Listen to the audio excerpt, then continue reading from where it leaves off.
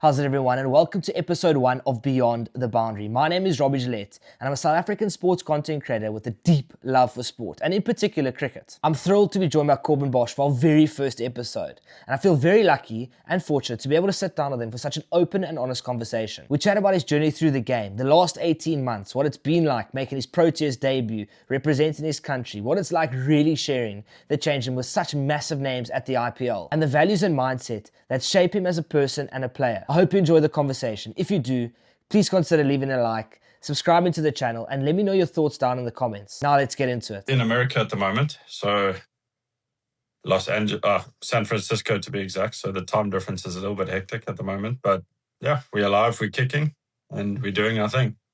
You must be like a hotel connoisseur now, right? Like, how do you know how many days you spend in a hotel in a year? I'm not sure, but I think last year, I reckon I stayed about 30 nights in my own bed for the entire year. Yeah, it was 30 nights, and yeah, my suitcase is probably my best friend. My girlfriend we were chatting the other day when I went to go visit her, and I was like, it feels like my life over the past 18 months has literally been living out of a suitcase, just from one place to the next.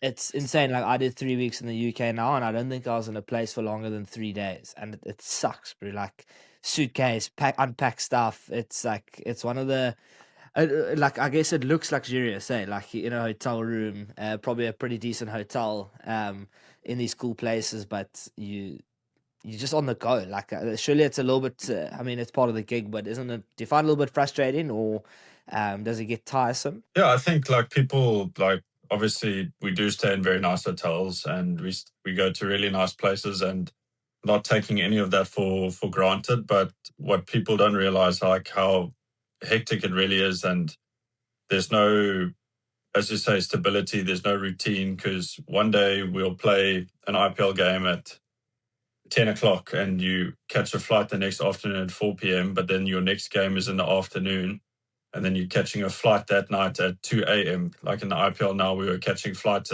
straight after games. So there's like, you watch 2 a.m., like literally straight after a game, shower, go straight to the plane, fly back to Mumbai, or fly to the next place we were playing. So what I think on the outside, it's quite glamorous. Like, we get to travel, like you stay in nice hotels. But what you don't realize, what people don't realize, is that it's actually, there's no routine. You can't just, okay, cool, every single day I'm going to wake up at 6, because today you wake up at 8 o'clock. Tomorrow it's going to be 10 o'clock, because the game only finishes at, like the IPL games only finish at like 11 o'clock. And here we play 2 evening games. So we get back to the hotel by 11. And then you're trying to sleep, but you have so much adrenaline that's still pumping that you sleep at 3 o'clock in the morning, and your body is so used to waking up at 8. So you get 5 hours of sleep. So that becomes quite tricky. But at the end of the day, I mean, you love what you do. You try to be as professional as you can, and make sure you're getting enough sleep, make sure you get the right food in, and all of that. But again, I love what I do, and definitely not going to take it for granted. But it's a lot more hectic than what some people realize. No, you're right. Like, it's you say, like, you love what you do, you wouldn't do anything else. But it's there are those sort of things that, they do play as a factor, and it's all happened, I guess, like since the end of 2024 for you, if I'm correct. Yeah, it's literally that series against Pakistan. I got called up to the ODIs last minute. I think Bartman or someone got injured in the second ODI, so they called me up, and literally things since then have, as much as it's been incredible, that's actually pretty much been a blur as well. It's felt like 18 months of my life has just gone by in an absolute flash, and it's been, what an incredible 18 months it's been thus far. But as I said, it's literally been on the go. I don't think I've even had time to just sit down and just think about what's happened over the past 18 months. You haven't stopped. Like, it's genuinely, you've become probably one of the hottest properties in world cricket, off the back of that, and then you just have not stopped. obviously I was doing research, and just like what you've achieved in those 18 months are it's wild. And actually, if you think about it, like your SA under 19, then you have that gap of like so domestic cricket, and like sort of nothing really happens nationally and domestic leagues. I think you played a little bit in Barbados in 2022, I think it was. Yeah. And then you have that sort of like earning your stripes, right? Like you just playing domestic cricket, loving what you're doing, and then now you have all of this. Can you chat us through that period of your career, which I can imagine must have been that was a grind, right? And now you're living in this 18 months, and hopefully carries on for a long period of time. But can you just talk us through that period? You know, like Corbin Bosch before 2024. So I made my T20 debut for the Titans at 20.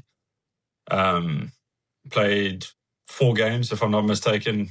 Again, I think there were some guys. I think there was an overseas tour. I think the guys were in Australia or New Zealand. So obviously got a bit of a break there. Managed to play a couple games and then did okay. Probably not anything special. Then came back. Then straight didn't even play. I think I played 1 Northerns game and then straight back into club cricket and then played club cricket for a year. Probably had my best year of club cricket. I think I took, let's say, 36 wickets or 32 wickets at an average of 9, but I still couldn't quite crack the amateur setup. So I still couldn't even play amateur cricket. Then went on holiday in December 2015, went to Australia, spoke to a coach there for one of their first grade sides and asked them if they were interested in me coming over and sponsoring me to come over. Then they were quite keen on having me over. Then after the season, pulled the plug, said, okay, cool, I'm going to pack up my bags, go to Australia. Was there for a year. Opened my eyes to a hell of a lot and how the Australians think about the game of cricket. I can go back. There was one like standout moment that it made me realize that, okay, this is actually what these guys are about. We were playing a 2-day games and like we needed 180 to win in 20 overs, but it's obviously now they can have 10 guys on the boundary because it's it's deemed red ball cricket. And so they asked me to bat 3 and I'm sitting there, I'm like, okay, cool, guys, like it's a little bit unrealistic because like the realist in me is like, shit, this isn't even possible. And I think I ended up going out first or second ball or something because like trying to go for it, but meanwhile, like it was half-heartedly. I mean, I'd batted beautifully the day before. I think was the week before, made 80 odd. And then like just sitting in the change room, I'm like, geez, what are these guys doing? Like, it's pointless. And I think we ended up coming like 6 runs short. So it ended up being a draw. But these guys are like, I was like, okay, cool. These guys are serious. Like they don't just, there's no give up. They go balls to the walls. And as I said, we came up 6 runs short. Like we ended up drawing the game. The guy had a belt of a knock.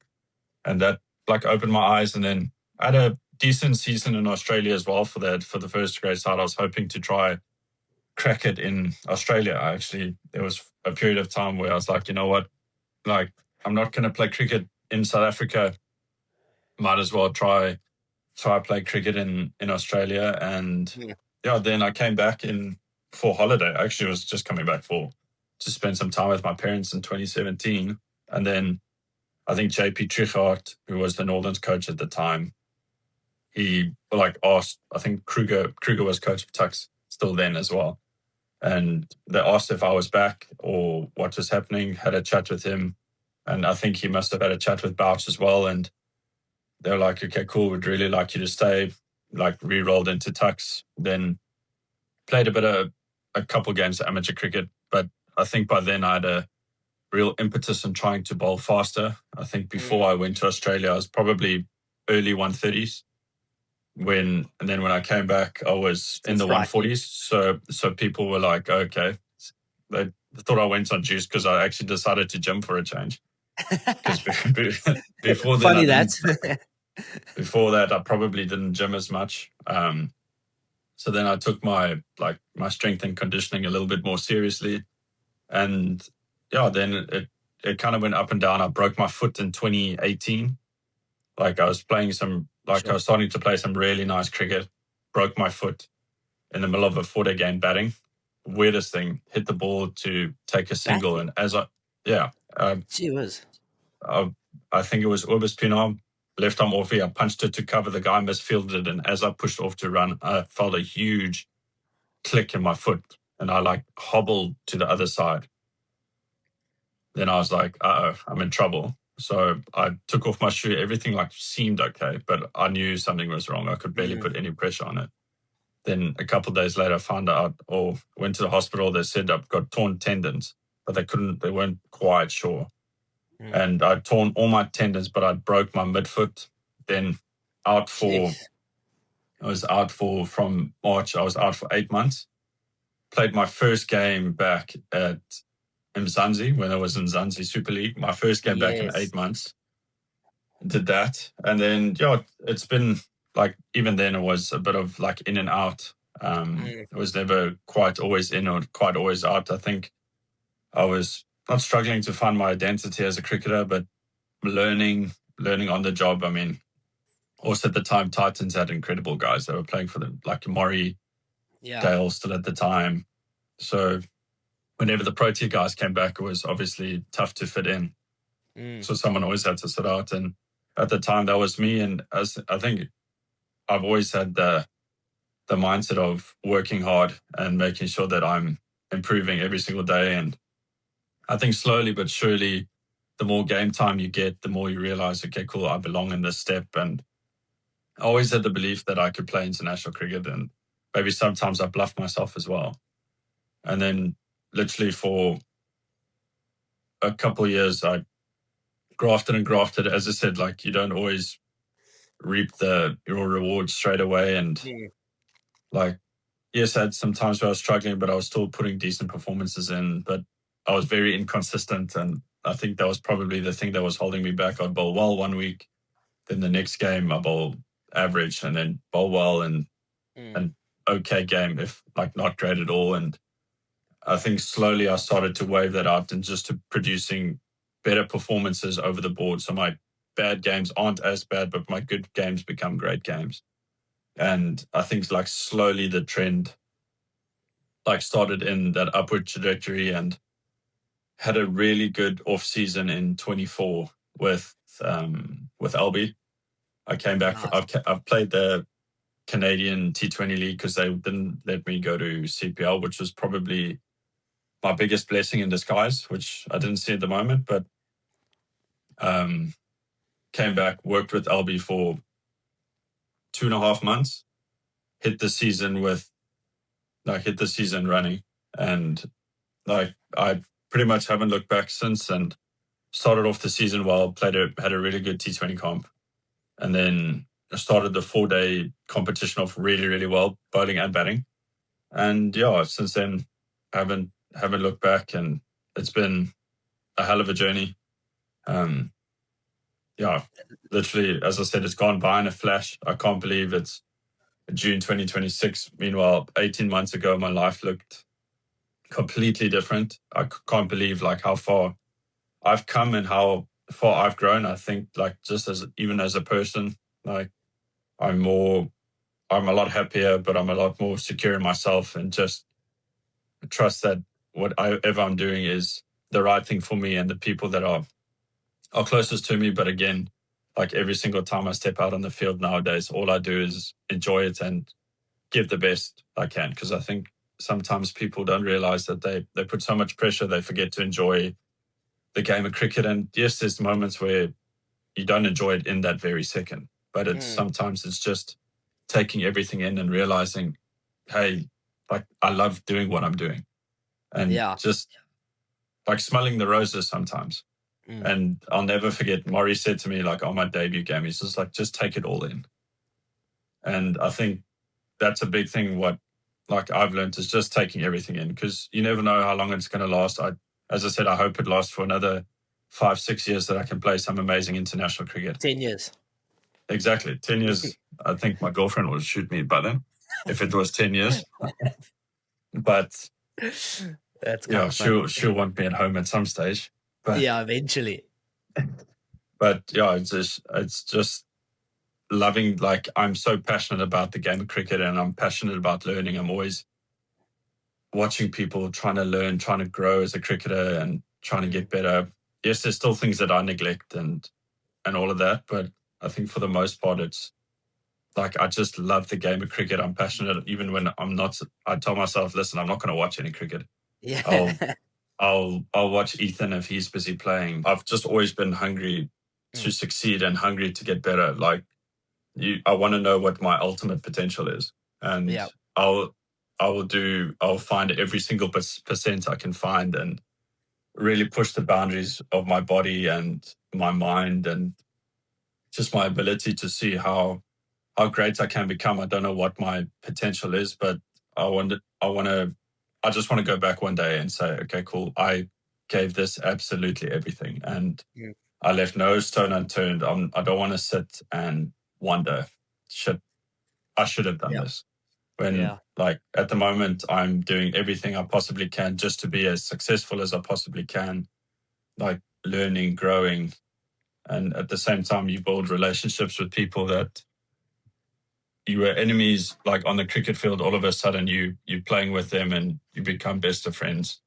Yeah. And it's just, as I said, the game of cricket is so beautiful. Like, there's so much to learn. And I think if you're always looking to learn, you're in the right place and you still feel like the game of cricket is worth playing. And as I said, I think as long as I'm hungry to keep getting better and keep growing, I think when that stops, I think it'll be a telltale sign that my time is coming to an end. But as I said, I think I grow hungrier every single day. Like, you get a little taste of success and everyone wants a bit more. And a big thing for me is my whole dream. Like, my dad obviously played for a couple games for South Africa, and my whole dream was just to play a single game for South Africa.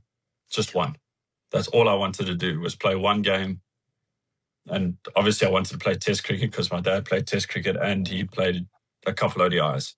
And my whole dream was just to play one game to represent my country, to say I've done what my dad has done. And like, here I am and sitting and play 18 months of international cricket, and it's flown by. But again, like, after Major League, I'm going to be off for a couple of weeks.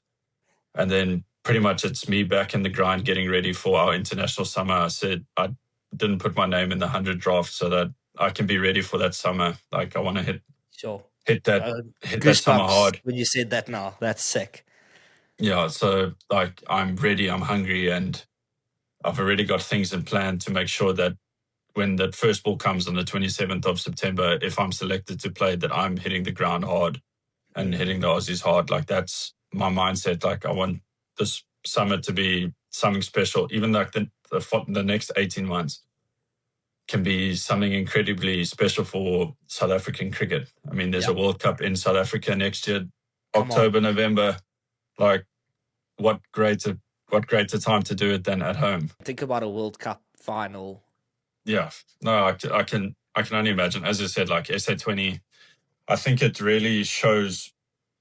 It shows obviously the support that there is. Like, even some people don't even really know the game of cricket that well, but they're there for the vibe. It shows that the fans are out there and like, they do support and they want to support their team. And I think a big thing that SA20 does well is they market the games really well. I can just imagine a World Cup and South Africa playing in a final. Like, like if this Bafana, like, making the round of 32 is anything to go by, like South African cricket also winning a final, like a ICC, like white ball final. I think that would be a real, yeah, exactly. And as I said, I don't think South African cricket is too far away from doing something special. I think we're on the right path. On that door. Knocking on that door. It's coming. I wanted to go back to, you spoke about playing one game, just one game. Talk us through that one game, that first game. How special! Like, that is Corbin. That is my dream. I promise you, that is my dream. not going to happen. But talk us through just talk us through that day. So obviously I knew the day before. It was the pink day. So it was like, it was a special one. And like get to the ground. Then so like they obviously they got a couple of videos like from my parents, from my brother, a couple of my best friends. So they each sent me a video, and the last message I got was from my mom, and she was crying. So I'm busy crying before I'm about to like go out and warm up for my first international game. And like, it was Wanderers. It was actually a bit gloomy. I think even the anthems got rained out. Like it was a weird one. And I just remember, yeah, like running, like standing on the boundary. I think I fielded one, and like from the get-go, and it kind of settles the nerves initially. But I remember running in, like, first ball, I just wanted it to pitch.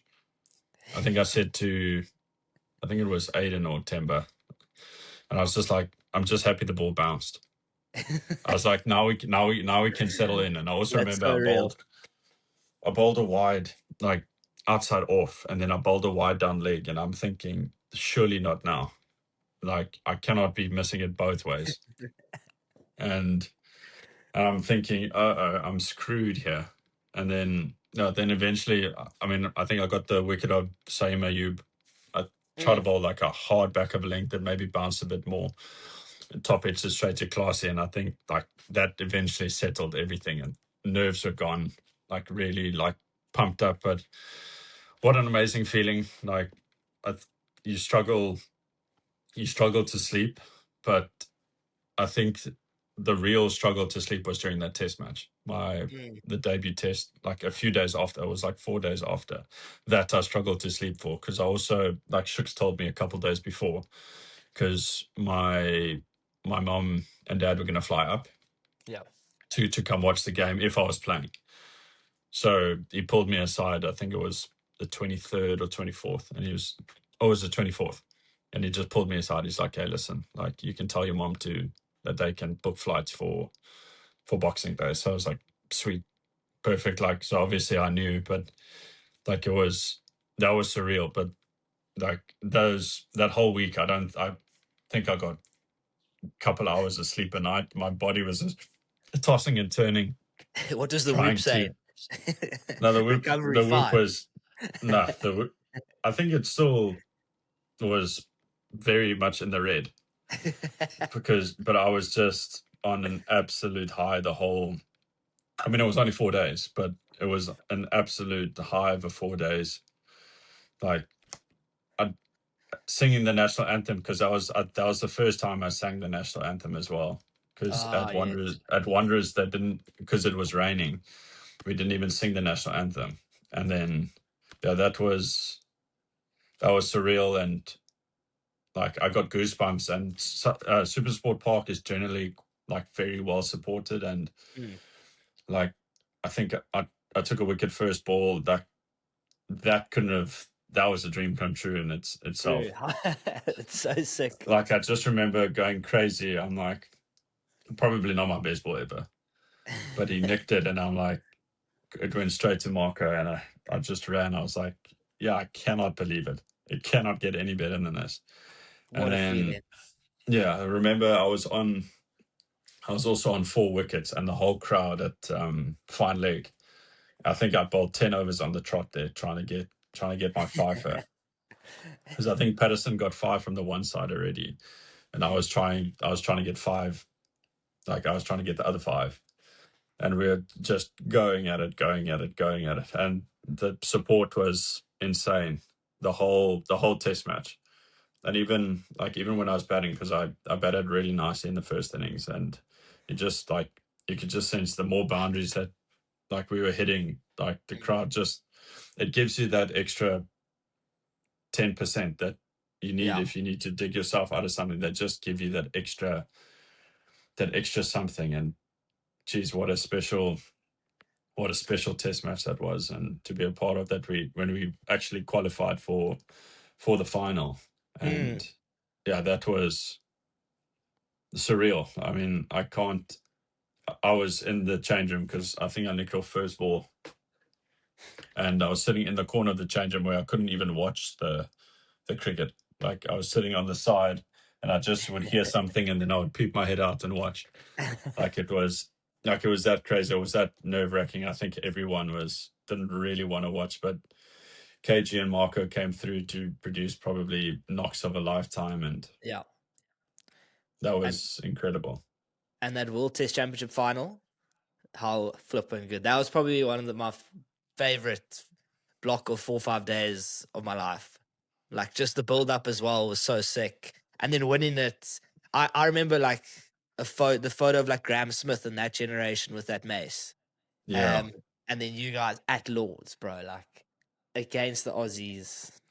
Damn. Talk us through that. I know you weren't playing, but just being involved in the mix must have been so special. Yeah, it was, as you said, was tremendous just to be there. And I remember, I mean, the first probably day and a bit, or 2 days and a bit, didn't quite go to plan. I think we actually bowled really, really well the first innings. And then I think the Aussies also, like, they produced a spell of fast bowling that you can see why they are some of the best in the world. Like, I think Hazelwood, Cummings, and Stark, especially that first innings, felt like they didn't miss. I think they showed what premium fast bowling was all about. And I think from that second innings, when like Vian got into a bit of a rhythm, obviously just before getting out, but that Aiden and Temba innings when we were sitting there, I think that is stuff dreams are made of. Like those two they were on autopilot, and the longer that they were going on, the louder the crowd was. I think it was utterly insane. And it was like just to be there, like in that moment was like unbelievable. I don't think there's words that can describe how amazing that was. And just watching Aiden bat the way that he did, and Timber batting the way they looked so cool and calm. And again, we were still on the edge of our seats because every now and again there's a play and miss, and then some great balls were being bowled, followed by great cricket shots, and it's just like ticking down. But I remember that last day, that last 60 odd runs was proper nail biting. We were just watching like this, like for I reckon half the morning. I'm just watching like this, and then we obviously get to like 10 runs, and then Aiden hits a great four of Hazelwood. Then he tries to go again, and he gets out, and it's like we need 6. And then I'm just sitting there. I was like, surely not. And then when we pulled it off, I mean, I think it was myself and Patterson. We like ran straight to the middle. I was in like utter disbelief that shit, we actually did it. And like to hold the mace was incredibly special. And I was just so blessed and grateful just to be part of the occasion, which was in a nutshell incredible. And like the whole atmosphere, like Lords being Lords, Full of South Africans. Yes, there were some Aussies, but like I think the Poms were supporting us as well. So that was awesome. That was awesome as well. So them having them on our side was incredible. But us getting over the line there was, I think it just showed that we're on the right track. We're going in the right direction, and it's just a matter of time before we win some white ball stuff as well. It was important for everyone, like, particularly South African public, to believe and like actually, should we can win ICC events. We see what happens with rugby. Like we won our first Rugby World Cup at home. How special will it be winning a Cricket World Cup at home, our first one? So not speak about it too much, but it's definitely it's going to be amazing. We've got fantastic people in the camp, and fingers crossed that I'm a part of it as well. Yeah. I think that would be special to be a part of a World Cup at home, and hopefully play an integral part as well. That'll be a cherry on top of the cake, us winning it as well. So I think it's definitely motivation. And I think especially a lot of the guys are super hungry, and we've got the guys to do it. I mean, there might For be sure. a couple upcoming guys that can still come up and show that they mean business and can help us win that trophy. But we've got fantastic people in our camp, and we've got a fantastic team, fantastic people all around us that we can do the incredible, and we can do what hasn't been done before, especially in South African cricket. So I wanted to ask you about being in India, playing in the IPL. The stadiums are insane. It looks like a bowler's nightmare to bowl on those decks, but a batter's dream. Can you talk us through the experience of just being in India, playing in those stadiums, sharing change rooms with just insane players, playing against world-class players as well? Some of the most followed athletes in the world you're playing against, which I know doesn't really matter when you're on the field, but it's still sick, like to be in that environment. Yeah, no, as you said, I think like people can get starstruck in such environments, but it's also sometimes to realize that they're also human beings as well.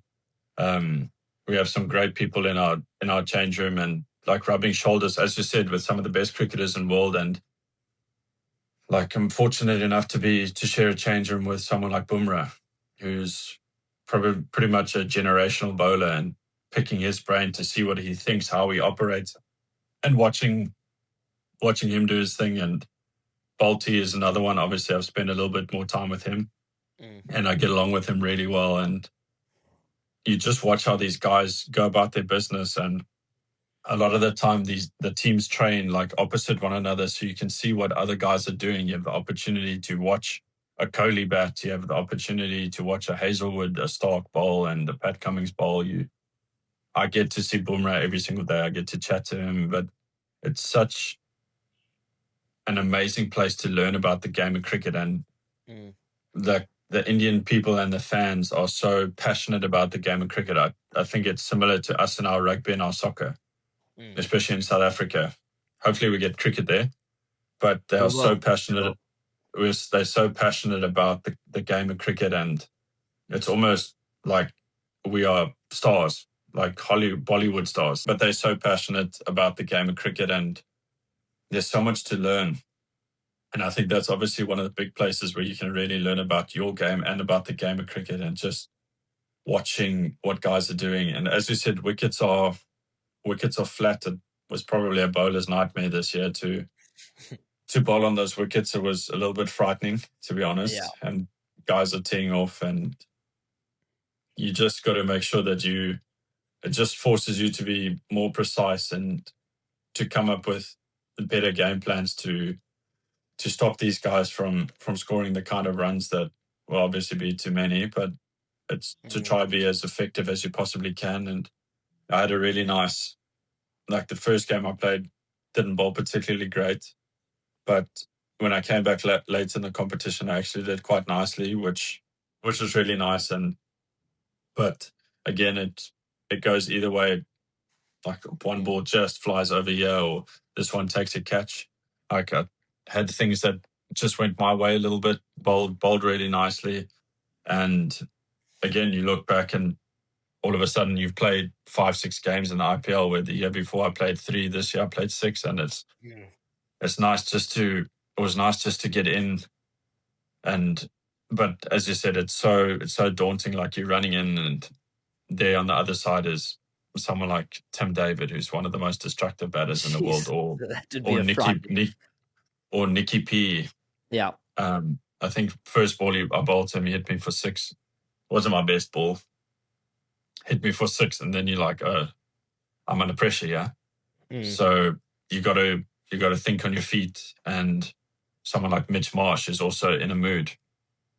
And all these guys, like you don't realize that it is very intimidating bowling to these guys. But if you want to compete, you got to find a way, and you got to push as hard as you can. Again, like what an incredible place to play cricket. I think outside of cricket, obviously you stay in really nice hotels and stuff, but I mean, it is like you can see the poverty, that isn't nice to see, because again, you don't quite see that kind of thing back home. Like, you can think of the townships we have at home, and it's Yeah. like it's worse than that, and Sure. it's scary. Yeah. And like, my parents did a slums tour, and they showed me some videos, and like, I would feel like sometimes it makes you feel guilty for doing what I'm doing and staying in a nice air conditioned room, and I feel bad because as much like at the end of the day, my big goal is to make a difference in the world. Like, whether just using cricket as a platform for something else. My whole dream as a human being is to make the world a better place. And starting with South Africa, how can I make South Africa better? What would I need to do? Still got to think about that, maybe come up with a business idea that helps South Africa just become better. And that's my whole thing as a human being, and that's my end goal. Like, maybe this is just for me to create the platform that eventually I can explode off that, and whatever comes to mind, I can really, like, my whole thing is to make a difference in this world, and I don't need the recognition. I just want to make a difference because, again, South Africa, like, to me, such a special place and such a beautiful place. I want everyone just to come to South Africa, and I want the people back home to live good lives because, again, we are fantastic and amazing people in the country. And like, even going to India, it reminds me that back home is so incredible, and I want people to want to come to South Africa. I do have to ask you about Vayeb Soeravanchi. How can that bloke be 15 years old doing that?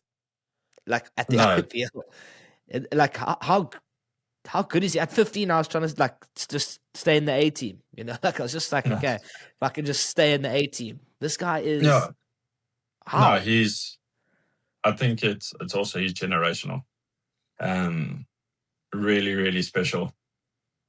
It'll be curious to see how he grows as a cricketer. Again, he's 15, he's fearless. If he stays that way, he is going to be an absolute nightmare to bowl to in international cricket. And stays fit and healthy, which I'm sure he will. But he's scary. I mean, what he does to grown-ass men as a 15-year-old is, again, frightening. He's not afraid to back down. KG was bowling absolute thunderbolts the whole IPL, and he was ready to take him on.